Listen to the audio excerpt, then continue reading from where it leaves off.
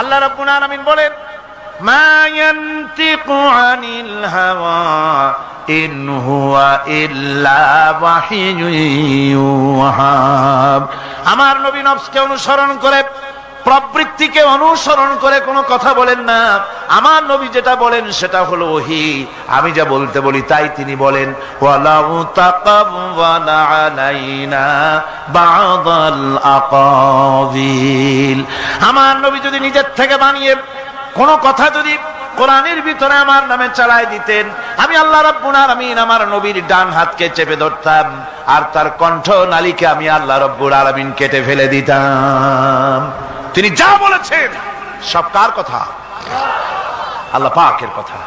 তিনি হচ্ছেন গোটা বিশ্বের সর্বশ্রেষ্ঠ চরিত্রের আধার।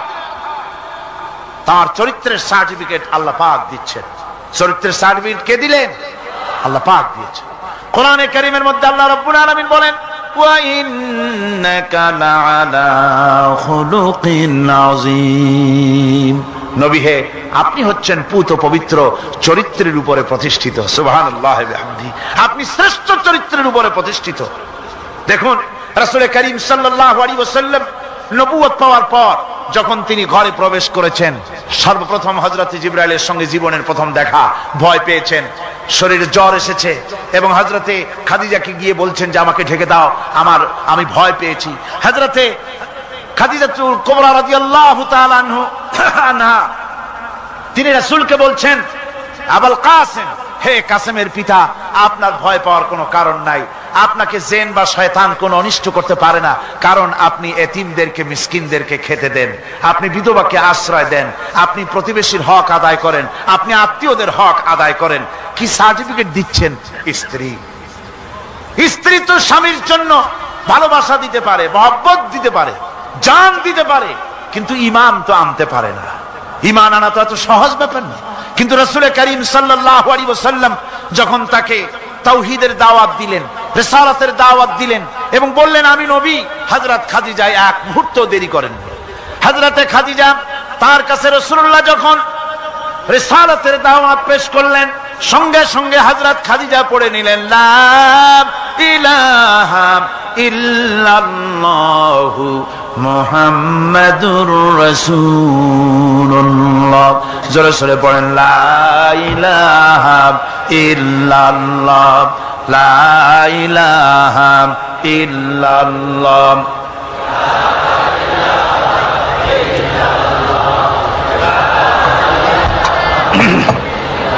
মহব্বতের সাথে জোরে জোরে পড়েন, লা ইলাহা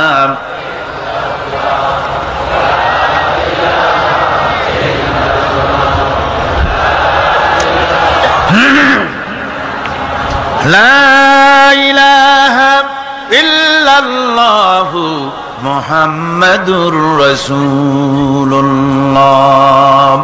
আমার বন্ধুগণ, রাসূল করিম সাল্লাল্লাহু আলাইহি ওয়াসাল্লামের উপরে স্ত্রী ঈমান আনলেন। খাদেম ছিলেন হযরতে যায়েদ।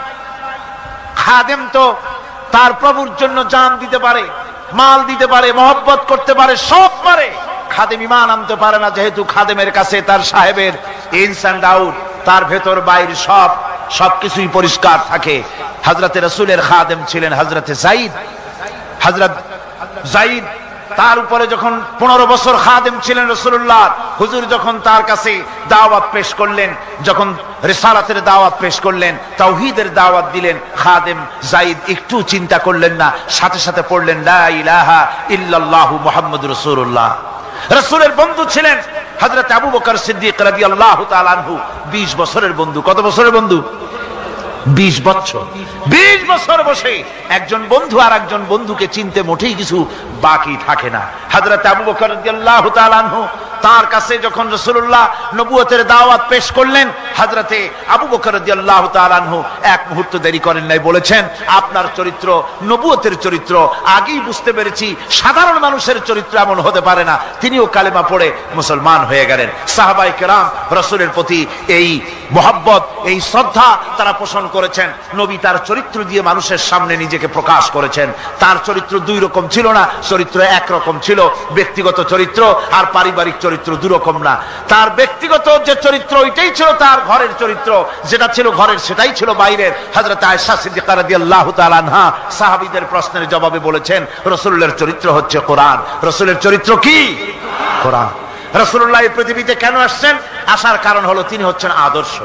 আল্লাহর নবী বলেছেন, লাকাদ কানা লাকুম ফি রাসূলিল্লাহি উসওয়াতুন হাসানাহ, তোমাদের জন্য গ্রহণযোগ্য মহত্তম আদর্শ হতেছে তোমাদের রাসূল।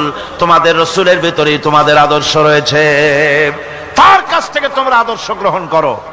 তিনি এতিমের আদর্শ, শিশুর আদর্শ, কিশোরদের আদর্শ, যুবকের আদর্শ, তরুণের আদর্শ, বৃদ্ধের আদর্শ, পিতার আদর্শ, নানার আদর্শ, স্বামীর আদর্শ, সেনাপতির আদর্শ, শ্রমিকের আদর্শ, রাষ্ট্রপ্রধানেরও সকলের জন্য আদর্শ। যেই যুগে বেহাপনার উলঙ্গপনা দিয়েছিল সমাজ ভর্তি, আল্লাহর ঘর তাওয়াফ করে নারী আর পুরুষেরা উলঙ্গ হয়ে, সেই যুগে রাসূলুল্লাহ যখন কাবা শরীফ রিকনস্ট্রাকশন হচ্ছিল, পুনর্নির্মাণ হচ্ছিল, তখন তিনি বহন করছিলেন পাথরগুলি মাথায় করে। তার চাচা তাকে বললেন, তোমার তো বড্ড কষ্ট হচ্ছে, তুমি এখন এইটাকে ঘাড়ের উপরে, লুঙ্গিটা খুলা ঘাড়ের উপরে রেখে তারপর এটা বহন করো। হুজুর যখন লুঙ্গির গিরায় হাত দিয়েছেন খুলবেন এই চিন্তা করে ঘাড়ের উপরে রেখে পাথর বহন করবেন, লুঙ্গির গিটে হাত দিয়েছেন, খোলেন নাই। লুঙ্গির গিটের উপরে হাত রেখে তিনি চিন্তা করলেন, এতগুলি লোকের সামনে কাপড়টা খুললে পরে কি শরম হবে। কাপড় তো খোলেনি নাই, শুধু খুললে পরে কি লজ্জা হবে। এই আগাম শরমের অনুভূতিতে মুহাম্মদ সাল্লাল্লাহু আলাইহি ওয়াসাল্লাম বেহুশ হয়ে জমিনের উপরে পড়ে গিয়েছেন। আদর্শ কাকে বলে? শিশুর আদর্শ, কিশোরের আদর্শ, স্বামীর আদর্শ, পিতার আদর্শ, নানার আদর্শ, গোটা পৃথিবীর সমস্ত মানুষের আদর্শ রাসূল করিম সাল্লাল্লাহু আলাইহি ওয়াসাল্লাম। তার কাছে তিনি স্ত্রীদের আদর্শ ছিলেন, তিনি নানার আদর্শ ছিলেন। ইমাম হোসেনকে তিনি কোলে নিচ্ছেন, ঘাড়ে উঠছে বাচ্চা, বুকের উপরে উঠছে। একজন সাহাবী বলছেন, হুজুর বাচ্চা পেলে আপনি এত আদর করেন, আমার তো ৬-৭টা ছেলে মেয়ে, আমি মোটে কোলেও নি না, আর জীবনে একবার সুমাও খাই না, আমার মোটে ইচ্ছাই করে না। হুজুর বললেন, আল্লাহ যদি তোমার দিলের মধ্যে রহম পয়দা না করেন তো আমি কি করতে পারি? হুজুর বাচ্চাকে নিয়ে আদর করছেন। ইমাম হোসেনকে বলছেন, হোসেন কে বড় বলো তো, তুমি বড় না আমি বড়? হোসেন বলছেন, নানাজি আমি আপনার থেকে বড়। আশ্চর্য কথা, তুমি আমার থেকে বড় কিভাবে? হোসেন বলছেন, নানাজি বলুন তো আপনার পিতার নাম কি? হুজুর বলছেন, আমার পিতার নাম আব্দুল্লাহ। হোসেন বলছেন, এই আব্দুল্লাহ এই পর্যন্তই শেষ, আপনি তো আমার পিতার মতো পিতা পান নাই, আমার আব্বার মতো আব্বা আপনার আছে। আমার আব্বাকে বলা হয় আসাদুল্লাহিল গালিব, সমস্ত কাফেরদের জন্য বিজয়ী বীর বাঘ আমার আব্বা। এবং আমার আব্বা সম্পর্কে আপনি বলেছেন, আনা মাদিনাতুল ইলম ওয়া আলিয়ুম বাবুহা, আমি হচ্ছে একটি জ্ঞানের রাজ্য আর আলী হচ্ছে সেই রাজ্যে প্রবেশের প্রধান তরুণ। আমার বাপের মতো বাপ আছে আপনার? হুজুর আশ্চর্য হয়ে গেলেন, বাচ্চা বলে কি?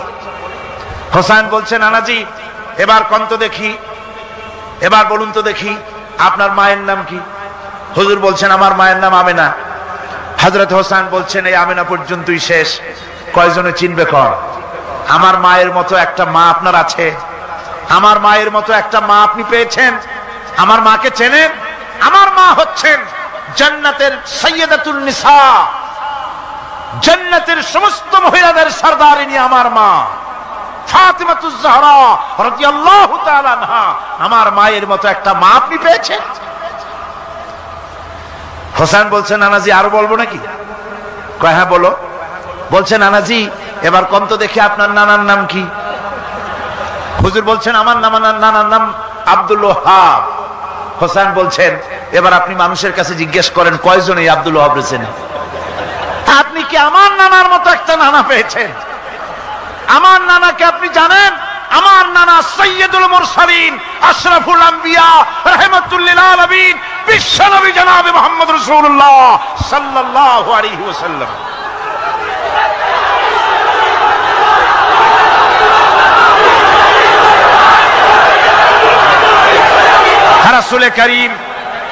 রাসূল করিম সাল্লাল্লাহু আলাইহি ওয়াসাল্লাম হোসেনকে বুকের সাথে জড়িয়ে ধরে হোসেনের ঠোঁটের উপরে, তার চিবুকের উপরে তার গণ্ড দেশে তার কপলে বারবার চুমো খেতে লাগলেন আর বললেন, না না, আমি আজকে তোমার সামনে হেরে গেলাম। সুবহানাল্লাহ ওয়া বিহামদিহি। কি আদর করতেন তিনি বাচ্চাদেরকে। রাসূলুল্লাহ রাস্তা দিয়ে যেতেন আর বাচ্চারা খেলাধুলা ছেড়ে রাসূলের কাছে ছুটে আসতো। একবার তো রাসূলুল্লাহ একটা বাচ্চার মাথায় হাত বুলিয়ে খেলা ছেড়ে দিয়ে ছুটে আসছে। হুজুর তাকে জিজ্ঞেস করলেন, তোমার সাথে যে পাখিটা থাকতো সেই লাল পাখিটা কই? ছেলে তো কেঁদে ফেললো। ছেলে বলে ফেললো যে আপনি বিশ্বনবী, আমি একটা ছোট্ট মানুষ, আমার পাখির খবর আপনি রাখেন। সুবহানাল্লাহ ওয়া বিহামদিহি। রাসূলুল্লাহ তার চরিত্র দিয়ে মানুষকে জয় করেছিলেন, মুহাব্বত দিয়ে। তরবারি দিয়ে ইসলাম প্রতিষ্ঠিত হয় নাই, ইসলাম এসেছে মুহাব্বত দিয়ে, উদারতা দিয়ে, ভালোবাসা দিয়ে। তরবারি দিয়ে ইসলাম বিজয় হয় নাই পৃথিবীর বুকে। পিতামাতার প্রতি ভালোবাসা ইসলামের এক মহান শিক্ষা, যা দেখতে পাওয়া যায় রাসূলুল্লাহ সাল্লাল্লাহু আলাইহি ওয়াসাল্লামের চরিত্রে। আল্লাহ রাব্বুল আলামিন বলেন, وَقُلْ لَهُمَا قَوْلًا كَرِيمًا। মা বাবার সঙ্গে সম্মানজনক কথা বলো, খবরদার বেয়াদবি করবে না। আর মা বাবার জন্য, তাদের জন্য আমি আল্লাহ রাব্বুল আলামিনের কাছে দোয়া করো, রব্বিরহামহুমা কামা রাব্বায়ানি সাগীরা। পড়েন সবাই, রব্বিরহামহুমা কামা রাব্বায়ানি সাগীরা। আল্লাহ রাব্বুল আলামিন শিখাই দিলেন বান্দারে, তোর মা বাপের জন্য আমার কাছে দোয়া কর, আয় আল্লাহ আমার মা বাপ যেমন ছোট্টবেলায় আমাকে স্নেহের কোলে লালন পালন করেছে, মাবুদ গো আমার মা বাপকে তোমার রহমতের কোলে লালন পালন করো। আল্লাহ শিখাই দিচ্ছে। হাদিস শরীফে এসেছে, হুজুর বসে আছেন মসজিদে নববীতে, সাহাবায়ে কেরাম বসা। এক বৃদ্ধা মহিলা প্রবেশ করেছেন মসজিদে, হুজুর তাকে দেখে দাঁড়ায় গেলেন। মহিলা আসার পর নবীজি নিজের গায়ের চাদর বিছিয়ে দিলেন।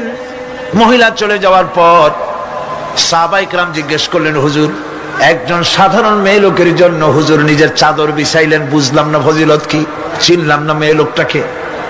হুজুর বলেন, সাহাবীরা চাদর তো ভালো, হক তো আদায় করতে পারি নাই, চিনতে পারো নাই, তোমরা বুঝতে পারো নাই। আমি দুনিয়া আসার পর আমার মায়ের দুধ আমার কিসমতে তেমন হয় নাই, আমি আমার মায়ের যত্ন তেমন পাই নাই, স্নেহ আদর তেমন পাই নাই।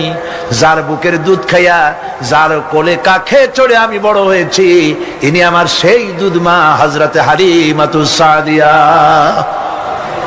বন্ধুরা, মা যদি বেঁচে থাকে, রাত্রে বাড়ি গিয়ে পায়ে ধরুন, বলেন মা অন্যায় করেছি, জীবনে বহু বেয়াদবি করেছি, আমারে মাফ করে দাও। বিশ্বাস করুন, মা বাপের যদি খেদমত করেন, মা বাপ যদি রাজি থাকে, রিজকে, খাদ্যে, টাকায়, ইজ্জতে জীবনেও কষ্ট হবে না। বিপদে অবিচলতার মুক্ত প্রতীক বিশ্বনবী মুহাম্মদ সাল্লাল্লাহু আলাইহি ওয়াসাল্লাম। সর্ব অবস্থায় আল্লাহর উপর ভরসা করে ধৈর্য ধরার ক্ষেত্রে তিনি স্থাপন করেছিলেন এক অনন্য দৃষ্টান্ত। হিজরতের ঘটনা তার প্রকৃষ্ট উদাহরণ। আমার ভাইয়েরা, বিপদে অবিচলতা আমাদেরকে পয়গম্বরেরা শিক্ষা দান করেছেন। আমরা দেখতে পেয়েছি বিশ্বনবী জনাবে মুহাম্মদুর রাসূলুল্লাহ সাল্লাল্লাহু আলাইহি ওয়াসাল্লাম হিজরতের রাত, কাফেররা চতুর্দিকে দাঁড়ানো। হযরত জিবরাইল এসে বলেন, ইয়া রাসূলুল্লাহ, হে কাফেররা চতুর্দিকে ঘিরে দাঁড়িয়েছে, গভীর রাত, এখন হাতে তাদের তরবারি, সকাল হলে পরেই তারা আপনাকে মেরে ফেলে দিবে, তাড়াতাড়ি ওঠেন, মদিনার দিকে চলে যান। আল্লাহ নবী ঘুমের থেকে জেগে হযরত আলীকে ডেকে বলেন, আলী, আল্লাহ অর্ডার করেছেন আমি মদিনায় চললাম, আমার বিছানার পরে আমার চাদর গায়ে দিয়ে শুয়ে থাকো। হযরত আলী বলেন, আল্লাহর হাবিব, আপনার চাদর গায়ে দিয়ে ঘুমিয়ে থাকবো, সকালবেলায় কাফির বেঈমানেরা আপনার বিছানার পরে আপনার চাদর গায়ে দেওয়া অবস্থায় আমি আলীকে তারা মুহাম্মদ মনে করবে, আর আমি আলীকে নবী মনে করে তারা তাদের তরবারি দিয়া কেটে কেটে টুকরা টুকরা করে আমারে বিদায় করে দেবে দুনিয়া থেকে। এতটুকুনো পরোয়া করি না, বরং আমার দিলের মধ্যে এটাই তৃপ্তি থাকবে যে আমি আলীর জীবনের বিনিময় আল্লাহর হাবিব দুনিয়ায় বেঁচে আছেন। নবীজি ঘরের থেকে বেরোলেন, চতুর্দিকে কাফেররা দাঁড়ানো। আল্লাহ নবী হাতে এক মুষ্টি বালু হাতে নিয়ে শাহাতেল ওযু পড়ে 3 বার দম করে বালুগুলো ছেড়ে দিলেন। বালিগুলি ঘরের চতুর্দিকে কাফেরদের চোখে চলে গেল। পরবর্তী সময় রব্বুল আলামিন ডেকে বলেন, নবীরে, বালি যখন নিক্ষেপ আপনি করেছিলেন, ধুলাগুলি আপনি তো শুধু নিক্ষেপ করেছিলেন, কিন্তু চতুর্দিকে কাফেরদের চোখে গেল কেমনে? একদিকে মেরেছিলেন, সেই দিকেই তো যাওয়ার কথা ছিল, চতুর্দিকের কাফেরের চোখে চোখে সেগুলো পৌঁছে গেল কেমনে? ওয়ামা রামাইতা ইদ রামাইতা ওয়ালাকিন্নাল্লাহ রামা। আপনি নিক্ষেপ করেন নাই, যখন আপনি নিক্ষেপ করেছিলেন আপনি তো শুধু বালুকণা ছেড়েছেন, আর ওই বালুকণাগুলি ঘরের চতুর্দিকে সব কাফেরদের চোখে পৌঁছবার দায়িত্ব আমার কুদরত গ্রহণ করেছিল। আমার ভাইয়েরা, নবীজি বিপদে, এতগুলি শত্রু তরবারি নিয়ে তিনি বিপদে ধৈর্য হারা হন নাই। আস্তে করে ঘরের থেকে বেরিয়ে হযরত আবু বকরের বাড়িতে গিয়ে হাজির।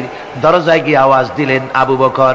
অমনি দরজা খুলে গেল। লাব্বাইক ওয়া সাদাইক। হুজুর বলেন, আবু বকর রে, একটা ডাকে কেমনে সাড়া দিলে? তুমি কি ঘুমাইছিলে না? হযরত আবু বকর বলেন, হুজুর আপনি বলেছেন আমাকে নিয়ে হিজরত করবেন, আমি মনে মনে চিন্তা করেছি, না জানি কত রাত্রে নবীজি আসেন, উঠতে যদি আমার দেরি হয়ে যায়, নবীজি যদি দরজার কাছে দাঁড়ায় দাঁড়ায় আমার ডাকাডাকি করে, আর আমি যদি ঘুমায় থাকি, তাহলে আল্লাহর নবীর সঙ্গে বেয়াদবি হয়ে যাবে। এই মনে করে বিছানায় না ঘুমাইয়া আপনার গলার আওয়াজ শোনার জন্য এই দরজার সঙ্গে পিঠ লাগাইয়া লাগাইয়া দাঁড়াইয়া ঘুমাচ্ছিলাম। আল্লাহর নবী হযরত আবু বকরকে সঙ্গে করে নিয়ে চললেন মদিনার দিকে। উল্টা পথে রওনা করলেন। বারবার কাবা শরীফের দিকে তাকাতে লাগলেন।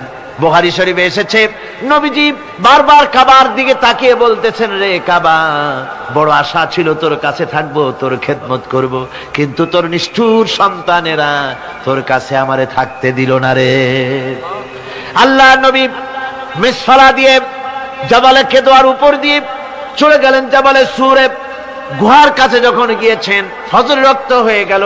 হযরত আবু বকর রাদিয়াল্লাহু তাআলা আনহু বলছেন, হুজুর আর উপায় নাই, দিন হয়ে গেল, এখন বুঝি ধরা পড়ে যাব, ওই গুহার মধ্যে গিয়ে আশ্রয় নেই। তবে আপনি দাঁড়ান, গুহার ভিতরে পাহাড়িয়া গুহা, বিচ্ছু থাকতে পারে, সাপ থাকতে পারে, আমি আগে ঢুকি, যদি কোনো হিংস্র প্রাণী থাকে আমার উপর দিয়া আঘাত হয়ে যাক, আল্লাহর নবী হেফাজতে থাকুক। হযরত আবু বকর রাদিয়াল্লাহু তাআলা আনহু গুহার ভিতরে নামলেন। নেমে গুহা সাফ করে হুজুরকে ডাকলেন। হুজুর তাশরীফ ফরমালেন গুহার মধ্যে। হুজুর বলেন, আবু বকর, হেঁটে হেঁটে কষ্ট হয়ে গেছে, তুমি বসো, তোমার উরুর উপরে মাথা রেখে আমি একটু ঘুমায়ে যাই। আল্লাহর হাবিব ঘুমায়ে গেলেন। হযরত আবু বকর লক্ষ্য করে দেখেন চতুর্দিকে অনেকগুলি গর্ত দেখা যায়। এই গর্ত থেকে সাপ আসতে পারে, বিচ্ছু আসতে পারে মনে করে নিজের গায়ের চাদর ছিঁড়ে ছিঁড়ে গর্তগুলি বন্ধ করা শুরু করে দিলেন। কয়েকটা গর্ত বন্ধ করার মতো চাদর আর নাই, পাও দিয়ে চেপে ধরলেন।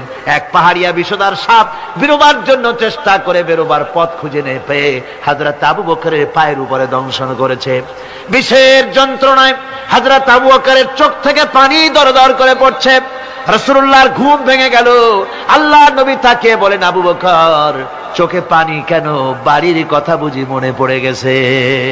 হযরত আবু বকর বলেন, ইয়া রাসূলুল্লাহ, আল্লাহর নামে কসম করে বলি, যেই দিন আমি ঈমান এনেছি ওই দিন থেকে আমার মা বাপ, আমার কোলে আমার সন্তান, আমার স্ত্রী, আমার জায়গা জমি ঘর বাড়ি, এমনকি আমার নিজের আত্মার চাইতে হুজুর আপনারে ভালোবাসি বেশি। তাহলে কাঁদো কেন? হযরত আবু বকর বলেন, হুজুর বাড়ির জন্য কাঁদি না, ছেলে পেলের জন্য কাঁদি না, সাপে দংশন করেছে, যন্ত্রণায় কাঁদতেছি। আল্লাহ নবী সঙ্গে সঙ্গে মুখ থেকে থুতু বার করে যন্ত্রণার জায়গায় লাগাই দিলেন। সঙ্গে সঙ্গে যন্ত্রণা বন্ধ হয়ে গেল। হুজুর বললেন, আবু বকর, প্রথম যখন তোমার এই আঘাত করেছিল সাপে, আমাকে কেন তাড়াতাড়ি বলো নাই? এতক্ষণ তো তোমার কষ্ট হতো না। হযরত আবু বকর বলেন, ইয়া রাসূলুল্লাহ, ওটা তো সাপে কাটার যন্ত্রণা, ওই যন্ত্রণায় আমার রক্ত জ্বলতেছে, যন্ত্রণায় যন্ত্রণায় আমার কলেজাটা যদি ফেটেও যেত, আল্লাহর হাবিব আরাম ফরমাচ্ছিলেন, আমি তাকে আরামে বিঘ্ন ঘটাতে পারতাম না। আমার ভাইয়েরা, হযরতে আবু বকর, হযরতে রাসূল দুজন বসে আছেন। এমনি সময় কাফের বেঈমানেরা খুঁজতে খুঁজতে জায়গা মতো এসে গেছে। একজনে বলে ভিতরে আছে, আর একজনে বলে নাই। পায়ের যদি থাকবে তাহলে মাকড়সায় জাল বুনালো কি করে, পাখি ডিম পেড়ে বসে আছে কি করে, তাদের সন্দেহ হতে লাগলো। এর মধ্যে নাই, একজন বলে আছে আর একজন বলে নাই। হযরত আবু বকর ভয়ের চোটে কেঁদে ফেলেছেন, হুজুর আর উপায় নাই। এই যে অবস্থা, এই অবস্থার ভিতরে এই অবস্থার ভেতরেও আল্লাহ নবী এতটুকু ঘাবড়ে যান নাই। শত্রুরা তরবারি নিয়ে এসেছে, সুযোগ পেলেই একটু তাকালেই দেখতে পাবে, তুলে মেরে ফেলে দেবে। আল্লাহর হাবিব মোটেই ধৈর্য হারালেন না, এতটুকু হতাশ হলেন না। আল্লাহ পাকের হাবিব তার সাথীকে কি বললেন, তখন কোরআনে কারীম সূরা তাওবার মধ্যে আল্লাহ তা উদ্ধৃত করেছেন মুমিনদের জন্য, ইযহুমা ফিল গার ইয ইয়াকুলু লিসাহিবিহি লা তাহজান ইন্নাল্লাহা মা'ানা। ও আমার সাথী, ও বন্ধু, ভয় করো না, চিন্তা করো না, আমরা মাইনরিটি নই, আমরাই মেজরিটি। তার কারণ আল্লাহ আমাদের সাথে আছেন। সুবহানাল্লাহ। রাসূলুল্লাহ সাল্লাল্লাহু আলাইহি ওয়াসাল্লাম অত্যন্ত সাদাসিধে জীবন যাপন করতেন। হিজরত করে মদিনায় গিয়ে ইসলামী রাষ্ট্র কায়েম করার পরও তার দায়িত্বটা কাটেনি। হাদিসে এসেছে সে কথা। হযরত আবু হুরায়রা রাদিয়াল্লাহু তাআলা আনহু বলেন, আমি রাসূলুল্লাহর কাছে গেলাম, হুজুরকে গিয়ে সালাম করলাম। আল্লাহর নবী সালামের জবাব দিলেন, কিন্তু দেখতে পেলাম মুখ নড়ে, আওয়াজ বেরোলো না। কারণ কি? কাছে গিয়ে দেখি নবীজি ক্ষুধার যন্ত্রণায় কথা বলতেছেন, আওয়াজ বেরোতেছে না। এত ক্ষুধা লেগেছে আল্লাহর নবীর। 2-4 দিন চলে গেছে, খাবার নাই। রাসূলুল্লাহ সমস্ত গনিমতের মাল, যাকাত সদকার মালগুলি, খাদ্য দ্রব্যগুলি দুহাতে বিতরণ করেছেন। নিজের পেটে খাবার নাই, মানুষকে দিতেছেন। দিতে দিতে এশার নামাজ পড়ে নবীজি ঘরের মধ্যে প্রবেশ করে হযরত আয়েশা সিদ্দিকা রাদিয়াল্লাহু তাআলা আনহাকে ডেকে বলেন, আয়েশা রে, সারাদিন কষ্ট করেছি, দারুণ ক্ষুধা লেগেছে, তাড়াতাড়ি করে কিছু খাবার আমারে এনে দাও। হযরত আয়েশা হুজুরের ক্ষুধার্ত শ্রান্ত ক্লান্ত চেহারার দিকে তাকাইয়া হযরত আয়েশা কেঁদে ফেলেছেন। হযরত মা আয়েশা কাঁদেন আর বলেন, ইয়া রাসূলুল্লাহ, হে আল্লাহর নামের কসম করে বলি, আমি আয়েশার ঘরে কোনো পানি ছাড়া কোনো খাবার নাই। এই ছিল রাসূলের আদর্শ। হাদিস শরীফে এসেছে, আল্লাহর নবী বলেন, তোমরা যদি রাষ্ট্রীয় ক্ষমতায় যাও, বাড়ি না থাকলে সরকারি খরচ একটা বাড়ি নিতে পারো। তোমার যদি যানবাহন না থাকে, সরকারি খরচে যানবাহন নিতে পারো। ছেলে মেয়ের কাপড় চোপড়, লেখাপড়া, শিক্ষা চিকিৎসার জন্য যদি না থাকে, তাহলে তুমি সরকার থেকে নিতে পারো। কিন্তু এর থেকে এক চুল পরিমাণ যদি পাও বাড়াও, সরকারের মাল জনগণের মাল, এর থেকে প্রয়োজনের বাইরে যদি তুমি নিজের জন্য নিতে থাকো, কিয়ামতের দিন আল্লাহর দরবারে চোরের কাতারে তোমারে দাঁড়ানো লাগবে। দুনিয়ায় যত সম্মান পাও না কেন, কিয়ামতে আল্লাহর দরবারে কিসের কাতারে দাঁড়াবে? চোরের কাতারে দাঁড়াতে হবে। রাসূল পাক সাল্লাল্লাহু আলাইহি ওয়াসাল্লাম এমন এক সমাজ কায়েম করেছিলেন। আমার হতাশাগ্রস্ত ছাত্ররা, যেসব ছাত্ররা সমাজতন্ত্র তোমরা করো, যারা সমাজতন্ত্র করতে হতাশাগ্রস্ত হয়েছে, এখন যাব কোথায় বলে হতাশ হয়ে গিয়েছো তোমরা, আমরা তোমাদেরকে দাওয়াত দেই, কোরআনের মাহফিল থেকে দাওয়াত দেই, ফিরে আসো। হতাশ হওয়ার কোনো কারণ নাই। লেনিন মরার, ও মরে গেছে। কার্ল মার্কস মরার, মরে গেছে, পচে গেছে, গলে গেছে, দুনিয়া থেকে শেষ হয়ে গিয়েছে। আল্লাহ নবীর নেতৃত্ব, সূর্য যতদিন উঠবে আর ডুববে, নবীজির নেতৃত্ব শেষ হবে না। ওই নেতৃত্বে আসো, রাসূলের নেতৃত্ব মেনে নাও, কোরআনের শাসন মেনে নাও, তাহলেই শান্তি পাবে তোমরা।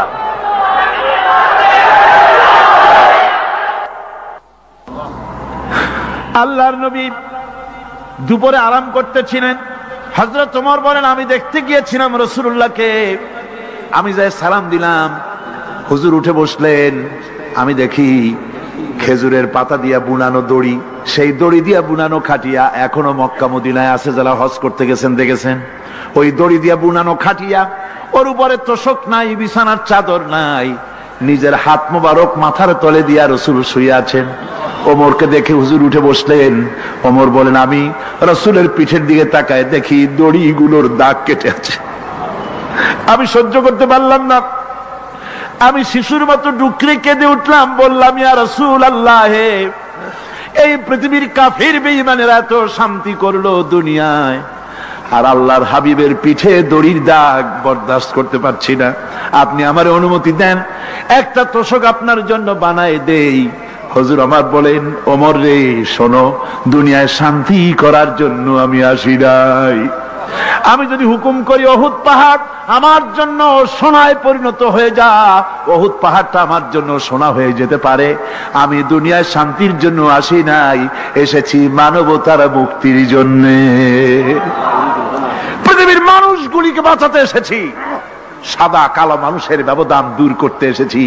রাসূলুল্লাহ নারীর অধিকার দিলেন, সাদা কালো মানুষের ব্যবধান দূর করে দিলেন। পাহাড় সমান উঁচা সাদা কালো মানুষের অধিকারকে প্রতিষ্ঠিত করলেন, বললেন মানুষে মানুষে কোনো পার্থক্য নাই।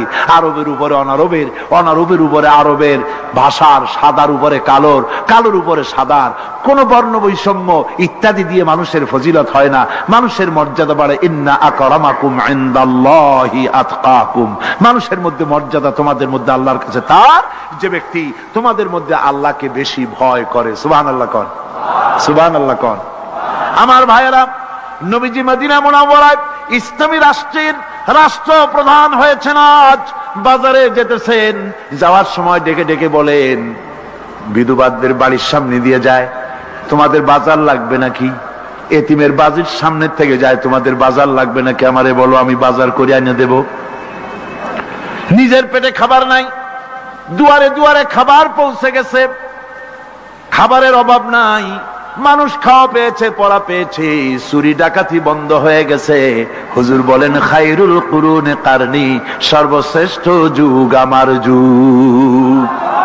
সুদ বন্ধ হয়ে গেল। রাসূলুল্লাহ বললেন সুদ আর চলবে না, হারাম। সুদ বন্ধ হয়ে গেল। হুজুর ব্যাংক চালু করে দিলেন। ব্যাংকের নাম হলো বাইতুল মাল। কি নাম হলো? এই ব্যাংক যেদিন রাসূলুল্লাহ উদ্বোধন করেন, আল্লাহ নবী বাইতুল মাল ব্যাংক উদ্বোধনের দিনে যে বক্তৃতা করলেন, বুখারীতে সেই বক্তৃতা লেখা হয়ে গেল। আল্লাহ নবী বলেন মান তারাকা দায়নান আও দিয়ান ফালাইয়া। আমার এই রাষ্ট্রের ভিতরে কোন মানুষ যদি ঋণগ্রস্ত অবস্থায় মারা যায় আর ঋণ পরিশোধ করার মতো অর্থ যদি তার কাছে না থাকে, তাহলে তার ঋণ পরিশোধের দায়িত্ব, তার বিধবা স্ত্রী আর তার এতিম বাল বাচ্চার সব দায়িত্ব আমি মুহাম্মদ সাল্লাল্লাহু আলাইহি ওয়াসাল্লাম আমার কাঁধের উপরে উঠাইয়া নিলাম। এমন সুন্দর রাষ্ট্র চালু হয়ে গেছে, মানুষ খাবার পেয়েছে, পড়ার পেয়েছে। বুড়োরা যাদের কাজ নাই, বুড়ো মানুষ কাজ করতে পারে না, তারা বসে বসে খাবারের ব্যবস্থা হয়ে গেছে। যুবকদের চাকরি হয়ে গেছে, বেকার কেউ আর বেকার নাই, সব কাজে ব্যস্ত হয়ে গেছে, মানুষের কাছে কাজ মিলেছে। কৃষক তাদের উৎপাদিত পণ্যের সঠিক মূল্য পাচ্ছে, শ্রমিক শ্রমের মর্যাদা পাচ্ছে, শ্রমিক মর্যাদা পাচ্ছে। রাসূলুল্লাহ বলেছেন শ্রমিক আর মালিক মনিব আর গোলামের সম্পর্ক না, সম্পর্ক ভাই ভাই। সম্পর্ক কি? শ্রমিকের মর্যাদা রাসূলুল্লাহ এভাবে দিলেন, নিজে শ্রম দিলেন। মদিনার 8 বছর চলে যাওয়ার পর হযরত আয়েশা রাসূলুল্লাহকে দেখলেন মাজা কুজা। হযরত আয়েশা বলেন হুজুর মাজাটা কুজা কেন? বয়সের কারণে হলো নাকি? হুজুর বলেন না, বয়সের কারণে হয় নাই। এই মদিনার চতুর্দিকে কাফির বেঈমানেরা যখন মদিনাকে আক্রমণ করেছিল, আমি তখন মদিনার চতুর্দিকে খন্দক পরিখা খনন করেছিলাম, 3 মাইল লম্বা, 15 ফিট গভীর, 30 ফিট চওড়া। সাহাবীরা মাটি কেটেছে, আমি মাটি বহন করেছি, আবার আমি মাটি কেটেছি, সাহাবীরা মাটি কেটেছে। মাটি কেটে আর মাটির ঝুড়ি বহন করে করে কোমরে যে বেদনা হয়েছিল আজ পর্যন্ত সেই বেদনা সেরে যায় নাই। এই হলো আমার রাসূল, এ হলো বিশ্ব নবী। কি নবী? চিল্লা এখন কি নবী?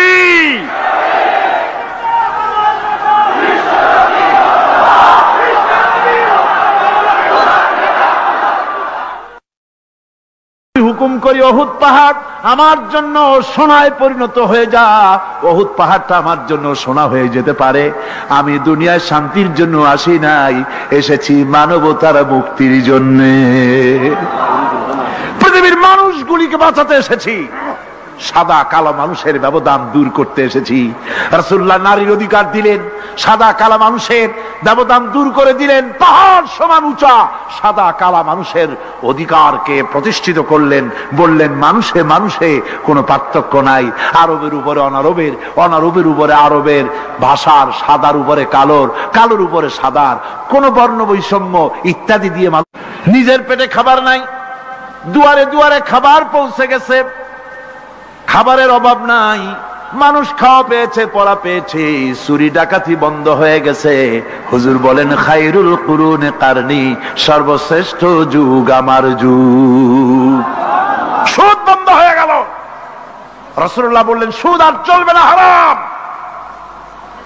সুদ বন্ধ হয়ে গেল। হুজুর ব্যাংক চালু করে দিলেন। ব্যাংকের নাম হলো বাইতুল মাল। কি নাম হলো? এই ব্যাংক যেদিন রাসূলুল্লাহ উদ্বোধন করেন, আল্লাহ নবী বাইতুল মাল ব্যাংক উদ্বোধনের দিনে যে বক্তৃতা করলেন, বুখারীতে সেই বক্তৃতা লেখা হয়ে গেল। আল্লাহ নবী বলেন মান তারাকা দায়নান আও দিয়ান ফালাইয়া, আমার এই রাষ্ট্রের ভিতরে কোন মানুষ যদি ঋণগ্রস্ত অবস্থায় মারা যায় আর ঋণ পরিশোধ করার মতো অর্থ যদি তার কাছে না থাকে, তাহলে তার ঋণ পরিশোধের দায়িত্ব, তার বিধবা স্ত্রী আর তার এতিম বাল বাচ্চার সব দায়িত্ব আমি মুহাম্মদ সাল্লাল্লাহু আলাইহি ওয়াসাল্লাম আমার কাঁধের উপরে উঠাইয়া নিলাম। এমন সুন্দর রাষ্ট্র চালু হয়ে গেছে। মানুষ খাবার পেয়েছে, পড়ার পেয়েছে। বুড়োরা যাদের কাজ নাই, বুড়ো মানুষ কাজ করতে পারে না, তারা বসে বসে খাবারের ব্যবস্থা হয়ে গেছে। যুবকদের চাকরি হয়ে গেছে, বেকার কেউ আর বেকার নাই, সব কাজে ব্যস্ত হয়ে গেছে। মানুষের কাছে কাজ মিলেছে। কৃষক তাদের উৎপাদিত পণ্যের সঠিক মূল্য পাচ্ছে। শ্রমিক শ্রমের মর্যাদা পাচ্ছে। শ্রমিক মর্যাদা পাচ্ছে। রাসূলুল্লাহ বলেছেন শ্রমিক আর মালিক মনিব আর গোলামের সম্পর্ক না, সম্পর্ক ভাই ভাই। সম্পর্ক কি? শ্রমিকের মর্যাদা রাসূলুল্লাহ এভাবে দিলেন, নিজে শ্রম দিলেন। মদিনার 8 বছর চলে যাওয়ার পর হযরত আয়েশা রাসূলুল্লাহকে দেখলেন মাজা কুজা। হযরত আয়েশা বলেন হুজুর মাজাটা কুজা কেন? বয়সের কারণে হলো নাকি? হুজুর বলেন না, বয়সের কারণে হয় নাই। এই মদিনার চতুর্দিকে কাফির বেঈমানেরা যখন মদিনাকে আক্রমণ করেছিল, আমি তখন মদিনার চতুর্দিকে খন্দক পরিখা খনন করেছিলাম। 3 মাইল লম্বা, 15 ফিট গভীর, 30 ফিট চওড়া। সাহাবীরা মাটি কেটেছে, আমি মাটি বহন করেছি, আবার আমি মাটি কেটেছি, সাহাবীরা মাটি কেটেছে। মাটি কেটে আর মাটির ঝুড়ি বহন করে করে কোমরে যে বেদনা হয়েছিল আজ পর্যন্ত সেই বেদনা সেরে যায় নাই। এই হলো আমার রাসূল, এ হলো বিশ্ব নবী। এ কি নবী? সিল্লা এখন কি নবী?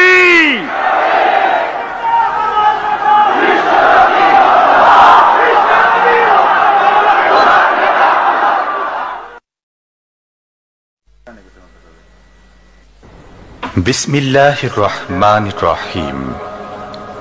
সর্বযুগের সর্বকালের সর্বশ্রেষ্ঠ মহামানব রাহমাতুল্লিল আলামিন হযরত মুহাম্মদ সাল্লাল্লাহু আলাইহি ওয়াসাল্লাম, যার জীবনের প্রতিটি অংশে আছে শিক্ষা, মহান রব্বুল আলামিনের অকৃত্রিম বন্ধু রাসূলুল্লাহ সাল্লাল্লাহু আলাইহি ওয়াসাল্লামের জীবন থেকে শিক্ষা গ্রহণ আমাদের সবারই একান্ত কর্তব্য। এখন আমাদের সামনে রাসূল করিম সাল্লাল্লাহু আলাইহি ওয়াসাল্লামের জীবনের নানা দিক নিয়ে আলোচনা করছেন আন্তর্জাতিক খ্যাতিসম্পন্ন মুফাসসিরে কোরআন ও বিশিষ্ট ইসলামী চিন্তাবিদ হযরত মাওলানা দেলওয়ার হোসাইন সাঈদী। শব্দগ্রহণে মাহসিন সাউন্ড সিস্টেম, প্রযোজনায় সিএইচপি, পরিবেশনায় স্পন্দন অডিও ভিজুয়াল সেন্টার, ঢাকা। আল্লাহ রাব্বুল আলামিন বলেন মা ইয়ানতিকু আনিল হাওয়া ইন হুয়া ইল্লা ওয়াহিয়ুন ইউহা। আমার নবী নফসকে অনুসরণ করে, প্রবৃত্তিকে অনুসরণ করে কোনো কথা বলেন না। আমার নবী যেটা বলেন সেটা হলো ওহী। আমি যা বলতে বলি তাই তিনি বলেন। ওয়ালাউ তাকাওয়ালা আলাইনা বা'দাল আকাবিল। আমার নবী যদি নিজের থেকে বানিয়ে কোন কথা যদি কোরআনের ভিতরে আমার নামে চালায় দিতেন, আমি আল্লাহ রাব্বুল আলামিন আমার নবীর ডান হাতকে চেপে ধরতাম আর তার কণ্ঠ নালীকে আমি আল্লাহ রাব্বুল আলামিন কেটে ফেলে দিতাম। তিনি যা বলেছেন সব কার কথা? আল্লাহ পাকের কথা। তিনি হচ্ছেন গোটা বিশ্বের সর্বশ্রেষ্ঠ চরিত্রের আধার। তার চরিত্রের সার্টিফিকেট আল্লাহ পাক দিচ্ছেন। চরিত্রের সার্টিফিকেট কে দিলেন? আল্লাহ পাক দিয়েছেন। কোরআনে কারীমের মধ্যে আল্লাহ রাব্বুল আলামিন বলেন ওয়া ইন্নাকা লাআলা খুলুকিন আযীম। নবী হে, আপনি হচ্ছেন পুত পবিত্র চরিত্রের উপরে প্রতিষ্ঠিত। সুবহানাল্লাহ ওয়া বিহামদিহি। আপনি শ্রেষ্ঠ চরিত্রের উপরে প্রতিষ্ঠিত। দেখুন রাসূল করিম সাল্লাল্লাহু আলাইহি ওয়াসাল্লাম নবুয়ত পাওয়ার পর যখন তিনি ঘরে প্রবেশ করেছেন, সর্বপ্রথম হযরত জিবরাইলের সঙ্গে জীবনের প্রথম দেখা, ভয় পেয়েছেন, শরীরে জ্বর এসেছে এবং হযরতে খাদিজাকে গিয়ে বলছেন যে আমাকে ঢেকে দাও, আমি ভয় পেয়েছি। হযরতে খাদিজাতুল কুবরা রাদিয়াল্লাহু তাআলা আনহা তিনি রাসূলকে বলছেন, আবুল কাসেম, হে কাসেমের পিতা, আপনার ভয় পাওয়ার কোনো কারণ নাই, আপনাকে জিন বা শয়তান কোনো অনিষ্ট করতে পারে না, কারণ আপনি এতিমদেরকে, মিসকিনদেরকে খেতে দেন, আপনি বিধবাকে আশ্রয় দেন, আপনি প্রতিবেশীর হক আদায় করেন, আপনি আত্মীয়দের হক আদায় করেন। কি সার্টিফিকেট দিচ্ছেন? স্ত্রী তো স্বামীর জন্য ভালোবাসা দিতে পারে, মহব্বত দিতে পারে, জান দিতে পারে, কিন্তু ঈমান তো আনতে পারে না। ঈমান আনা তো এত সহজ ব্যাপার না। কিন্তু রাসূল করিম সাল্লাল্লাহু আলাইহি ওয়াসাল্লাম যখন তাকে তাওহীদের দাওয়াত দিলেন, রিসালাতের দাওয়াত দিলেন এবং বললেন আমি নবী, হযরত খাদিজা এক মুহূর্ত দেরি করেন। হযরতে খাদিজা তার কাছে রাসূলুল্লাহ যখন রিসালাতের দাওয়াত পেশ করলেন, সঙ্গে সঙ্গে হযরত খাদিজা পড়ে নিলেন লা ইলাহা ইল্লাল্লাহু মুহাম্মাদুর রাসূলুল্লাহ।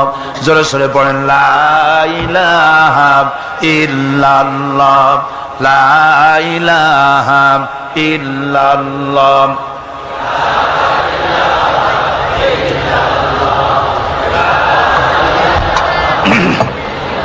মহব্বতের সাথে জোরে সরে পড়েন লা ইলাহা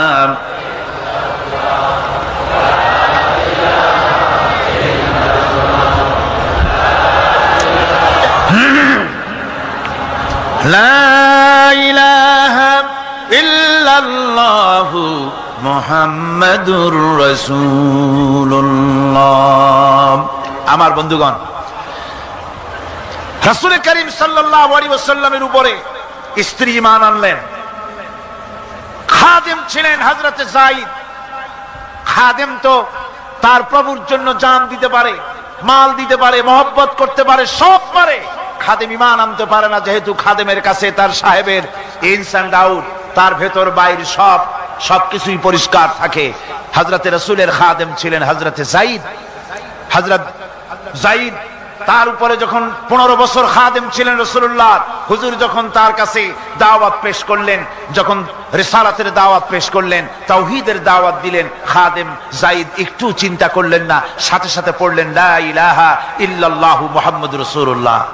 রাসূলের বন্ধু ছিলেন হযরত আবু বকর সিদ্দিক রাদিয়াল্লাহু তাআলা আনহু। 20 বছরের বন্ধু। কত বছরের বন্ধু? 20 বছর। 20 বছর বসে একজন বন্ধু আর একজন বন্ধুকে চিনতে মোটেই কিছু বাকি থাকে না। হযরত আবু বকর রাদিয়াল্লাহু তাআলা আনহু তার কাছে যখন রাসূলুল্লাহ নবুয়তের দাওয়াত পেশ করলেন, হযরতে আবু বকর রাদিয়াল্লাহু তাআলা আনহু এক মুহূর্ত দেরি করেন নাই, বলেছেন আপনার চরিত্র নবুয়তের চরিত্র। আগেই বুঝতে পেরেছি সাধারণ মানুষের চরিত্র এমন হতে পারে না। তিনিও কালেমা পড়ে মুসলমান হয়ে গেলেন। সাহাবায়ে কেরাম রাসূলের প্রতি এই মহব্বত, এই শ্রদ্ধা তারা পোষণ করেছেন। নবী তার চরিত্র দিয়ে মানুষের সামনে নিজেকে প্রকাশ করেছেন। তার চরিত্র দুই রকম ছিল না, চরিত্র একরকম ছিল। ব্যক্তিগত চরিত্র আর পারিবারিক চরিত্র দুই রকম না। তার ব্যক্তিগত যে চরিত্র ওইটাই ছিল তার ঘরের চরিত্র, যেটা ছিল ঘরের সেটাই ছিল বাইরের। হযরত আয়েশা সিদ্দিকা রাদিয়াল্লাহু তাআলা আনহা সাহাবীদের প্রশ্নের জবাবে বলেছেন রাসূলের চরিত্র হচ্ছে কোরআন। রাসূলের চরিত্র কি? কোরআন। রাসূলুল্লাহ এই পৃথিবীতে কেন আসছেন? আসার কারণ হলো তিনি হচ্ছেন আদর্শ। আল্লাহর নবী বলেছেন লাকাদ কানা লাকুম ফি রাসূলিল্লাহি উসওয়াতুন হাসানাহ, তোমাদের জন্য গ্রহণযোগ্য মহত্তম আদর্শ হতেছে তোমাদের রাসূল। তোমাদের রাসূলের ভিতরে তোমাদের আদর্শ রয়েছে, তার কাছ থেকে তোমরা আদর্শ গ্রহণ করো। তিনি এতিমের আদর্শ, শিশুর আদর্শ, কিশোরদের আদর্শ, যুবকের আদর্শ, তরুণের আদর্শ, বৃদ্ধের আদর্শ, পিতার আদর্শ, নানার আদর্শ, স্বামীর আদর্শ, সেনাপতির আদর্শ, শ্রমিকের আদর্শ, রাষ্ট্রপ্রধানেরও সকলের জন্য আদর্শ। যেই যুগে বেহাপনার উলঙ্গপনা দিয়েছিল সমাজ ভর্তি, আল্লাহর ঘর তাওয়াফ করে নারী আর পুরুষেরা উলঙ্গ হয়ে, সেই যুগে রাসূলুল্লাহ যখন কাবা শরীফ রিকনস্ট্রাকশন হচ্ছিল, পুনর্নির্মাণ হচ্ছিল, তখন তিনি বহন করছিলেন পাথরগুলি মাথায় করে। তার চাচা তাকে বললেন তোমার তো বড্ড কষ্ট হচ্ছে, তুমি এখন এইটাকে ঘাড়ের উপরে লুঙ্গিটা খুলা ঘাড়ের উপরে রেখে তারপর এটা বহন করো। হুজুর যখন লুঙ্গির গিরায় হাত দিয়েছেন খুলবেন এই চিন্তা করে ঘাড়ের উপরে রেখে পাথর বহন করবেন, লুঙ্গির গিটে হাত দিয়েছেন খোলেন নাই। লুঙ্গির গিটের উপরে হাত রেখে তিনি চিন্তা করলেন এতগুলি লোকের সামনে কাপড়টা খুললে পরে কি শরম হবে, কাপড়টা খোলেনি নাই, শুধু খুললে পরে কি লজ্জা হবে। এই আগাম শরমের অনুভূতিতে মুহাম্মদ সাল্লাল্লাহু আলাইহি ওয়াসাল্লাম বেহুশ হয়ে জমিনের উপরে পড়ে গেছেন। আদর্শ কাকে বলে? শিশুর আদর্শ, কিশোরের আদর্শ, স্বামীর আদর্শ, পিতার আদর্শ, নানার আদর্শ, গোটা পৃথিবীর সমস্ত মানুষের আদর্শ রাসূল করিম সাল্লাল্লাহু আলাইহি ওয়াসাল্লাম। তার কাছে তিনি স্ত্রীদের আদর্শ ছিলেন, তিনি নানার আদর্শ ছিলেন। ইমাম হোসেনকে তিনি কোলে নিচ্ছেন, ঘাড়ে উঠছে বাচ্চা, বুকের উপরে উঠছে। একজন সাহাবী বলছেন, হুজুর বাচ্চা পেলে আপনি এত আদর করেন, আমার তো ৬-৭টা ছেলে মেয়ে, আমি মোটে কোলেও নি না, আর জীবনে একবার সুমাও খাই না, আমার মোটে ইচ্ছাই করে না। হুজুর বললেন, আল্লাহ যদি তোমার দিলের মধ্যে রহম পয়দা না করেন তো আমি কি করতে পারি? হুজুর বাচ্চাকে নিয়ে আদর করছেন। ইমাম হোসেনকে বলছেন, হোসেন কে বড় বলো তো, তুমি বড় না আমি বড়? হোসেন বলছেন, নানাজি আমি আপনার থেকে বড়। আশ্চর্য কথা, তুমি আমার থেকে বড় কিভাবে? হোসেন বলছেন, নানাজি বলুন তো আপনার পিতার নাম কি? হুজুর বলছেন, আমার পিতার নাম আব্দুল্লাহ। হোসেন বলছেন, এই আব্দুল্লাহ এই পর্যন্তই শেষ, আপনি তো আমার পিতার মতো পিতা পান নাই, আমার আব্বার মতো আব্বা আপনার আছে। আমার আব্বাকে বলা হয় আসাদুল্লাহিল গালিব, সমস্ত কাফেরদের জন্য বিজয়ী বীর বাঘ আমার আব্বা। এবং আমার আব্বা সম্পর্কে আপনি বলেছেন, আনা মাদিনাতুল ইলম ওয়া আলিয়ুম বাবুহা, আমি হচ্ছে একটি জ্ঞানের রাজ্য আর আলী হচ্ছে সেই রাজ্যে প্রবেশের প্রধান তোরণ। আমার বাপের মতো বাপ আছে আপনার? হুজুর আশ্চর্য হয়ে গেলেন, বাচ্চা বলে কি? হোসেন বলছেন, নানাজি এবার কোন তো দেখি, এবার বলুন তো দেখি আপনার মায়ের নাম কি? হুজুর বলছেন, আমার মায়ের নাম আমেনা। হযরত হোসেন বলছেন, এই আমেনা পর্যন্তই শেষ, কয়জনে চিনবে কর? আমার মায়ের মতো একটা মা আপনার আছে? আমার মায়ের মতো একটা মা আপনি পেয়েছেন? আমার মাকে চেনেন? আমার মা হচ্ছেন জান্নাতের সাইয়্যিদাতুন নিসা, জান্নাতের সমস্ত মহিলাদের সরদারিনী আমার মা ফাতিমাতুজ জাহরা রাদিয়াল্লাহু তাআলা আনহা। আমার মায়ের মতো একটা মা আপনি পেয়েছেন? হোসেন বলছেন, নানাজি আরো বলবো নাকি? কয় হ্যাঁ বলো। বলছেন, নানাজি এবার কোন তো দেখি আপনার নানার নাম কি? হুজুর বলছেন, আমার নানার নাম আব্দুল ওয়াহাব। হোসেন বলছেন, এবার আপনি মানুষের কাছে জিজ্ঞেস করেন কয়জন এই আব্দুল ওয়াহাব রয়েছেন? আপনি কি আমার নানার মতো একটা নানা পেয়েছেন? আমার নানাকে আপনি জানেন? আমার নানা সাইয়্যিদুল মুরসালিন, আশরাফুল আম্বিয়া, রাহমাতুল লিল আলামিন, বিশ্বনবী জনাবে মুহাম্মদ রাসূলুল্লাহ সাল্লাল্লাহু আলাইহি ওয়াসাল্লাম।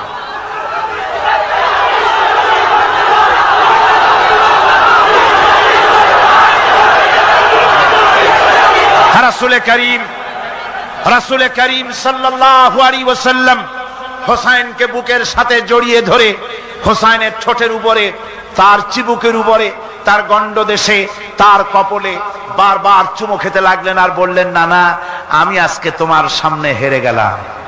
সুবহানাল্লাহি ওয়া বিহামদিহি। কি আদর করতেন তিনি বাচ্চাদেরকে। রাসূলুল্লাহ রাস্তা দিয়ে যেতেন আর বাচ্চারা খেলাধুলা ছেড়ে রাসূলের কাছে ছুটে আসতো। একবার তো রাসূলুল্লাহ একটা বাচ্চার মাথায় হাত বুলিয়ে খেলা ছেড়ে দিয়ে ছুটে আসছে। হুজুর তাকে জিজ্ঞেস করলেন, তোমার সাথে যে পাখিটা থাকতো সেই লাল পাখিটা কই? ছেলে তো কেঁদে ফেললো। ছেলে বলে ফেললো যে আপনি বিশ্বনবী, আমি একটা ছোট্ট মানুষ, আমার পাখির খবর আপনি রাখেন। সুবহানাল্লাহি ওয়া বিহামদিহি। রাসূলুল্লাহ তার চরিত্র দিয়ে মানুষকে জয় করেছিলেন, মহব্বত দিয়ে। তরবারি দিয়ে ইসলাম প্রতিষ্ঠিত হয় নাই, ইসলাম এসেছে মহব্বত দিয়ে, উদারতা দিয়ে, ভালোবাসা দিয়ে। তরবারি দিয়ে ইসলাম বিজয় হয় নাই পৃথিবীর বুকে। পিতামাতার প্রতি ভালোবাসা ইসলামের এক মহান শিক্ষা, যা দেখতে পাওয়া যায় রাসূলুল্লাহ সাল্লাল্লাহু আলাইহি ওয়াসাল্লামের চরিত্রে। আল্লাহ রাব্বুল আলামিন বলেন, وَقُلْ لَهُمَا قَوْلًا كَرِيمًا। মা বাবার সঙ্গে সম্মানজনক কথা বলো, খবরদার বেয়াদবি করবে না।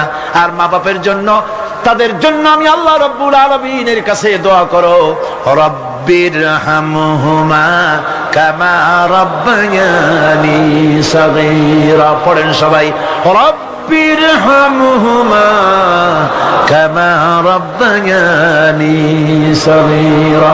আল্লাহ রাব্বুল আলামিন শিখাই দিলেন বান্দারে, তোর মা বাপের জন্য আমার কাছে দোয়া কর। আয় আল্লাহ, আমার মা বাপ যেমন ছোট্টবেলায় আমাকে স্নেহের কোলে লালন পালন করেছে, মাবুদ গো আমার মা বাপকে তোমার রহমতের কোলে লালন পালন করো। আল্লাহ শিখাই দিচ্ছে।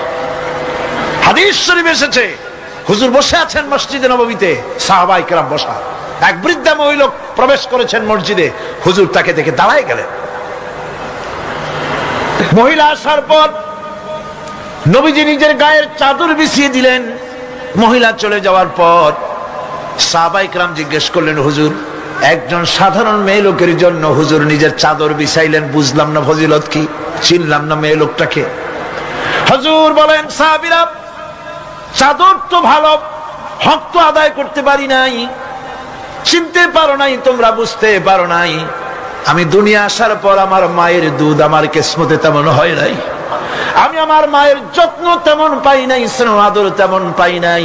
যার বুকের দুধ খাইয়া, যার কোলে কাখে চড়ে আমি বড় হয়েছি, ইনি আমার সেই দুধ মা হযরতে হালিমাতুস সাদিয়া। বন্ধুরা, মা যদি বেঁচে থাকে, রাত্রে বাড়ি গিয়ে পায়ে ধরুন, বলেন মা অন্যায় করেছি, জীবনে বহু বেয়াদবি করেছি, আমারে মাফ করে দাও। বিশ্বাস করুন, মা বাপের যদি খেদমত করেন, মা বাপ যদি রাজি থাকে, রিজকে, খাদ্যে, টাকায়, ইজ্জতে জীবনেও কষ্ট হবে না। বিপদে অবিচলতার মুক্ত প্রতীক বিশ্বনবী মুহাম্মদ সাল্লাল্লাহু আলাইহি ওয়াসাল্লাম।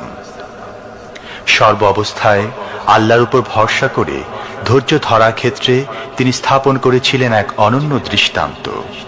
হিজরতের ঘটনা তার প্রকৃষ্ট উদাহরণ। আমার ভাইয়েরা, বিপদে অবিচলতা আমাদেরকে পয়গম্বরেরা শিক্ষা দান করেছেন। আমরা দেখতে পেয়েছি বিশ্বনবী জনাবে মুহাম্মদুর রাসূলুল্লাহ সাল্লাল্লাহু আলাইহি ওয়াসাল্লাম হিজরতের রাত, কাফেররা চতুর্দিকে দাঁড়ানো, হযরত জিবরাইল এসে বলেন, ইয়া রাসূলুল্লাহ, হে কাফেররা চতুর্দিকে ঘিরে দাঁড়িয়েছে, গভীর রাত, এখন হাতে তাদের তরবারি, সকাল হলে পরেই তারা আপনাকে মেরে ফেলে দিবে, তাড়াতাড়ি ওঠেন, মদিনার দিকে চলে যান। আল্লাহ নবী ঘুমের থেকে জেগে হযরত আলীকে ডেকে বলেন, আলী, আল্লাহ অর্ডার করেছেন আমি মদিনায় চললাম, আমার বিছানার পরে আমার চাদর গায়ে দিয়ে শুয়ে থাকো। হযরত আলী বলেন, আল্লাহর হাবিব, আপনার চাদর গায়ে দিয়ে ঘুমিয়ে থাকবো, সকালবেলায় কাফির বেঈমানেরা আপনার বিছানার পরে আপনার চাদর গায়ে দেওয়া অবস্থায় আমি আলীকে তারা মুহাম্মদ মনে করবে, আর আমি আলীকে নবী মনে করে তারা তাদের তরবারি দিয়া কেটে কেটে টুকরা টুকরা করে আমারে বিদায় করে দেবে দুনিয়া থেকে। এতটুকুনো পরোয়া করি না, বরং আমার দিলের মধ্যে এটাই তৃপ্তি থাকবে যে আমি আলীর জীবনের বিনিময় আল্লাহর হাবিব দুনিয়ায় বেঁচে আছেন। নবীজি ঘরের থেকে বেরোলেন, চতুর্দিকে কাফেররা দাঁড়ানো। আল্লাহ নবী হাতে এক মুষ্টি বালু হাতে নিয়ে শাহাতেল ওযু পড়ে 3 বার দম করে বালুগুলো ছেড়ে দিলেন। বালিগুলি ঘরের চতুর্দিকে কাফেরদের চোখে চলে গেল। পরবর্তী সময় রব্বুল আলামিন ডেকে বলেন, নবীরে, বালি যখন নিক্ষেপ আপনি করেছিলেন, ধুলাগুলি আপনি তো শুধু নিক্ষেপ করেছিলেন, কিন্তু চতুর্দিকে কাফেরদের চোখে গেল কেমনে? একদিকে মেরেছিলেন, সেই দিকেই তো যাওয়ার কথা ছিল, চতুর্দিকের কাফেরের চোখে চোখে সেগুলো পৌঁছে গেল কেমনে? ওয়ামা রামাইতা ইদ রামাইতা ওয়ালাকিন্নাল্লাহ রামা। আপনি নিক্ষেপ করেন নাই, যখন আপনি নিক্ষেপ করেছিলেন আপনি তো শুধু বালুকণা ছেড়েছেন, আর ওই বালুকণাগুলি ঘরের চতুর্দিকে সব কাফেরদের চোখে পৌঁছবার দায়িত্ব আমার কুদরত গ্রহণ করেছিল। আমার ভাইয়েরা, নবীজি বিপদে, এতগুলি শত্রু তরবারি নিয়ে তিনি বিপদে ধৈর্য হারা হন নাই। আস্তে করে ঘরের থেকে বেরিয়ে হযরত আবু বকরের বাড়িতে গিয়ে হাজির। দরজায় গিয়ে আওয়াজ দিলেন, আবু বকর। অমনি দরজা খুলে গেল, লাব্বাইক ওয়া সাদাইক। হুজুর বলেন, আবু বকর রে, একটা ডাকে কেমনে সাড়া দিলে? তুমি কি ঘুমাইছিলে না?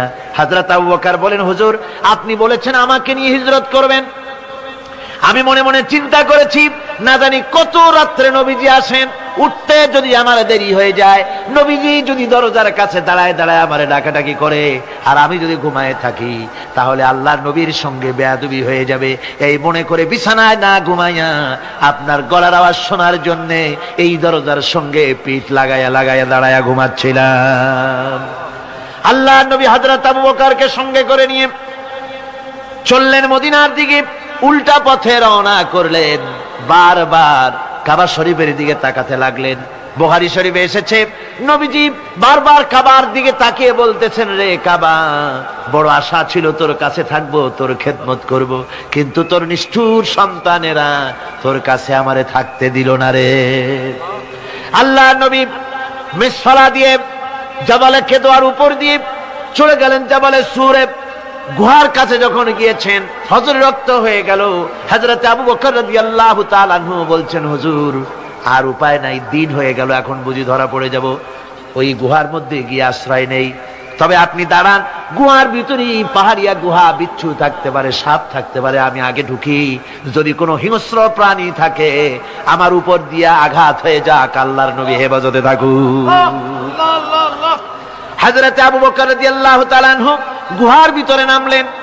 নেমে গুহা সাফ করে হুজুরকে ডাকলেন। হুজুর তাশরীফ ফরমালেন গুহার মধ্যে। হুজুর বলেন, আবু বকর, হেঁটে হেঁটে কষ্ট হয়ে গেছে, তুমি বসো, তোমার উরুর উপরে মাথা রেখে আমি একটু ঘুমায়ে যাই। আল্লাহর হাবিব ঘুমায় গেলেন। হযরত আবু বকর লক্ষ্য করে দেখেন চতুর্দিকে অনেকগুলি গর্ত দেখা যায়। এই গর্ত থেকে সাপ আসতে পারে, বিচ্ছু আসতে পারে মনে করে নিজের গায়ের চাদর ছিঁড়ে ছিঁড়ে গর্তগুলি বন্ধ করা শুরু করে দিলেন। কয়েকটা গর্ত বন্ধ করার মতো চাদর আর নাই, পাও দিয়ে চেপে ধরলেন। এক পাহাড়িয়া বিষধর সাপ বেরোবার জন্য চেষ্টা করে বেরোবার পথ খুঁজে না পেয়ে হযরত আবু বকরের পায়ের উপরে দংশন করেছে। বিষের যন্ত্রণায় হযরত আবু বকরের চোখ থেকে পানি দরদর করে পড়ছে। রাসূলুল্লাহর ঘুম ভেঙে গেল। আল্লাহর নবী তাকে বলেন, আবু বকর, চোখে পানি কেন? বাড়ির কথা বুঝি মনে পড়ে গেছে? হযরত আবু বকর বলেন, ইয়া রাসূলুল্লাহ, আল্লাহর নামে কসম করে বলি, যেই দিন আমি ঈমান এনেছি ওই দিন থেকে আমার মা বাপ, আমার কোলে আমার সন্তান, আমার স্ত্রী, আমার জায়গা জমি ঘর বাড়ি, এমনকি আমার নিজের আত্মার চাইতে হুজুর আপনারে ভালোবাসি বেশি। তাহলে কাঁদো কেন? হযরত আবু বকর বলেন, হুজুর, বাড়ির জন্য কাঁদি না, ছেলে পেলের জন্য কাঁদি না, সাপে দংশন করেছে, যন্ত্রণায় কাঁদতেছি। আল্লাহর নবী সঙ্গে সঙ্গে মুখ থেকে থুতু বার করে যন্ত্রণার জায়গায় লাগাই দিলেন। সঙ্গে সঙ্গে যন্ত্রণা বন্ধ হয়ে গেল। হুজুর বললেন, আবু বকর, প্রথম যখন তোমার এই আঘাত করেছিল সাপে, আমাকে কেন তাড়াতাড়ি বলো নাই?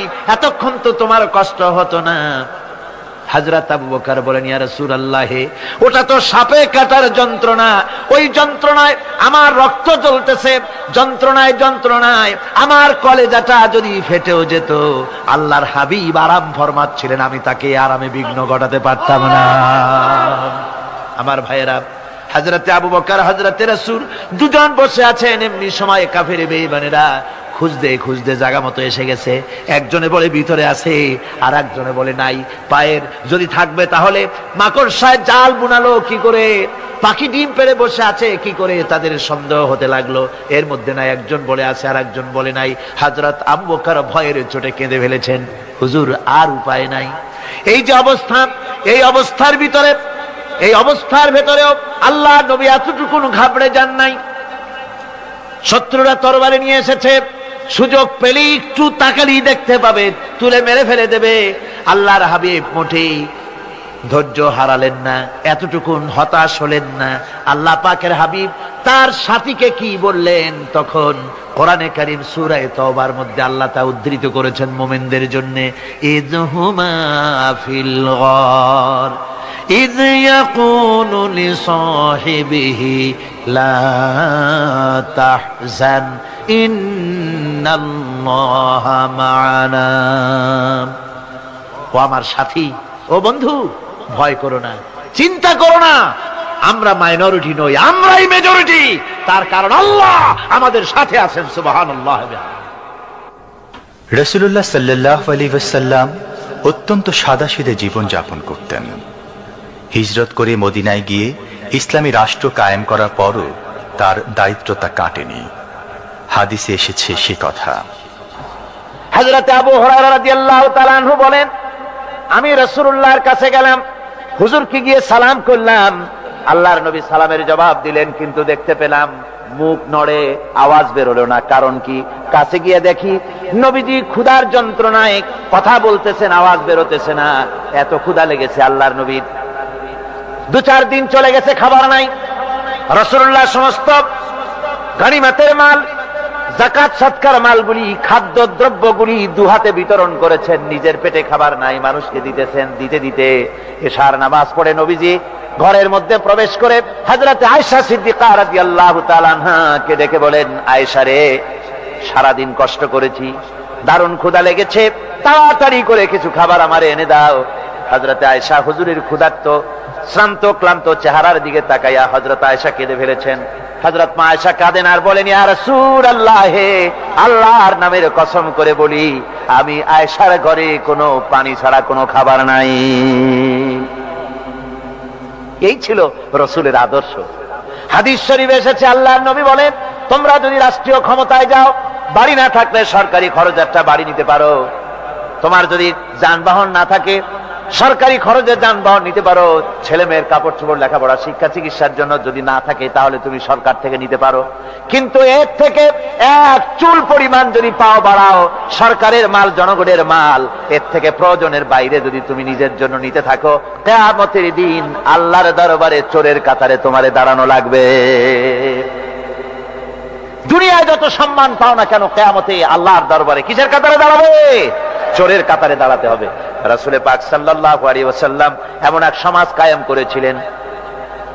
আমার হতাশাগ্রস্ত ছাত্ররা, যেসব ছাত্ররা সমাজতন্ত্র তোমরা করো, যারা সমাজতন্ত্র করতে হতাশাগ্রস্ত হয়েছে, এখন যাব কোথায় বলে হতাশ হয়ে গিয়েছো তোমরা, আমরা তোমাদেরকে দাওয়াত দেই, কোরআনের মাহফিল থেকে দাওয়াত দেই, ফিরে আসো। হতাশ হওয়ার কোনো কারণ নাই। লেনিন মরার, ও মরে গেছে। কার্ল মার্কস মরার, মরে গেছে, পচে গেছে, গলে গেছে, দুনিয়া থেকে শেষ হয়ে গিয়েছে। আল্লাহ নবীর নেতৃত্ব, সূর্য যতদিন উঠবে আর ডুববে, নবীজির নেতৃত্ব শেষ হবে না। ওই নেতৃত্বে আসো, রাসূলের নেতৃত্ব মেনে নাও, কোরআনের শাসন মেনে নাও, তাহলেই শান্তি পাবে তোমরা।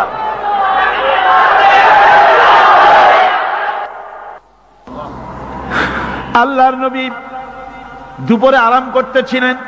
হযরত ওমর বলেন, আমি দেখতে গিয়েছিলাম রাসূলুল্লাহকে, আমি যাই সালাম দিলাম, হুজুর উঠে বসলেন। আমি দেখি খেজুরের পাতা দিয়া বুনানো দড়ি, সেই দড়ি দিয়া বুনানো খাটিয়া এখনো মক্কা মদিনায় আছে, যারা হজ করতে গেছেন দেখেছেন। ওই দড়ি দিয়া বুনানো খাটিয়া, ওর উপরে তোশক নাই, বিছানার চাদর নাই, নিজের হাত মোবারক মাথার তলে দিয়া রাসূল শুয়ে আছেন। ওমরকে দেখে হুজুর উঠে বসলেন। ওমর বলেন, আমি রাসূলের পিঠের দিকে তাকায় দেখি দড়িগুলোর দাগ কেটে আছে। আমি সহ্য করতে পারলাম না, আমি শিশুর মতো ডুকরে কেঁদে উঠলাম, বললাম, ইয়া রাসূলুল্লাহ, হে, এই পৃথিবীর কাফির বেঈমানেরা এত শান্তি করলো দুনিয়ায়, আর আল্লাহর হাবিবের পিঠে দড়ির দাগ বরদাস্ত করতে পারছি না। আপনি আমার অনুমতি দেন, একটা তোশক আপনার জন্য বানায় দেই। হুজুর আমার বলেন, ওমর রে, শোনো, দুনিয়ায় শান্তি করার জন্য আমি আসি নাই। আমি যদি হুকুম করি উহুদ পাহাড় আমার জন্য সোনায় পরিণত হয়ে যা, উহুদ পাহাড়টা আমার জন্য সোনা হয়ে যেতে পারে। আমি দুনিয়ায় শান্তির জন্য আসি নাই, এসেছি মানবতার মুক্তির জন্য। পৃথিবীর মানুষগুলিকে বাঁচাতে এসেছি, সাদা কালো মানুষের ব্যবধান দূর করতে এসেছি। রাসূলুল্লাহ নারীর অধিকার দিলেন, সাদা কালা মানুষের ব্যবধান দূর করে দিলেন। পাহাড় সমান উঁচা সাদা কালা মানুষের অধিকারকে প্রতিষ্ঠিত করলেন, বললেন মানুষে মানুষে কোনো পার্থক্য নাই। আরবের উপরে অনারবের, অনারবের উপরে আরবের, ভাষার, সাদার উপরে কালোর, কালোর উপরে সাদার, কোন বর্ণ বৈষম্য ইত্যাদি দিয়ে মানুষের ফজিলত হয় না। মানুষের মর্যাদা বাড়ে। ইন্না আকরামাকুম ইনদাল্লাহি আতকাকুম, মানুষের মধ্যে মর্যাদা তোমাদের মধ্যে আল্লাহর কাছে তার, যে ব্যক্তি তোমাদের মধ্যে আল্লাহকে বেশি ভয় করে। সুবহানাল্লাহ কোন, সুবহানাল্লাহ কোন। আমার ভাইয়েরা, নবীজি মদিনা মুনাওয়ারায় ইসলামী রাষ্ট্রের রাষ্ট্রপ্রধান হয়েছেন। আজ বাজারে যেতেছেন, যাওয়ার সময় ডেকে ডেকে বলেন, বিধবাদের বাড়ির সামনে দিয়ে যায়, তোমাদের বাজার লাগবে নাকি? এতিমের বাজির সামনে থেকে যায়, তোমাদের বাজার লাগবে নাকি আমারে বলো, আমি বাজার করে এনে দেব। নিজের পেটে খাবার নাই, দুয়ারে দুয়ারে খাবার পৌঁছে গেছে, খাবারের অভাব নাই, মানুষ খাওয়া পেয়েছে, পড়া পেয়েছে, চুরি ডাকাতি বন্ধ হয়ে গেছে। হুজুর বলেন খায়রুল কুরুনে কারনি, সর্বশ্রেষ্ঠ যুগ আমার যুগ। সুদ বন্ধ হয়ে গেল। রাসূলুল্লাহ বললেন সুদ আর চলবে না, হারাম। সুদ বন্ধ হয়ে গেল। হুজুর ব্যাংক চালু করে দিলেন। ব্যাংকের নাম হলো বাইতুল মাল। কি নাম হলো? এই ব্যাংক যেদিন রাসূলুল্লাহ উদ্বোধন করেন, আল্লাহ নবী বাইতুল মাল ব্যাংক উদ্বোধনের দিনে যে বক্তৃতা করলেন, বুখারীতে সেই বক্তৃতা লেখা হয়ে গেল। আল্লাহ নবী বলেন মান তারাকা দায়নান আও দিয়ান ফালাইয়া, আমার এই রাষ্ট্রের ভিতরে কোন মানুষ যদি ঋণগ্রস্ত অবস্থায় মারা যায় আর ঋণ পরিশোধ করার মতো অর্থ যদি তার কাছে না থাকে, তাহলে তার ঋণ পরিশোধের দায়িত্ব, তার বিধবা স্ত্রী আর তার এতিম বাল বাচ্চার সব দায়িত্ব আমি মুহাম্মদ সাল্লাল্লাহু আলাইহি ওয়াসাল্লাম আমার কাঁধের উপরে উঠাইয়া নিলাম। এমন সুন্দর রাষ্ট্র চালু হয়ে গেছে, মানুষ খাবার পেয়েছে, পড়ার পেয়েছে। বুড়োরা যাদের কাজ নাই, বুড়ো মানুষ কাজ করতে পারে না, তারা বসে বসে খাবারের ব্যবস্থা হয়ে গেছে।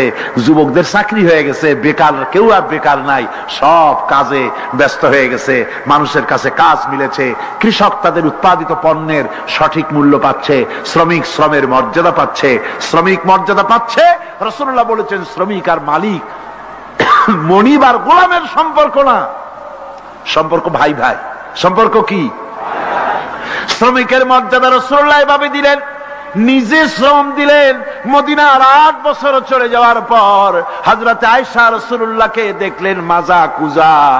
হযরত আয়েশা বলেন হুজুর মাজাটা কুজা কেন? বয়সের কারণে হলো নাকি? হুজুর বলেন না, বয়সের কারণে হয় নাই।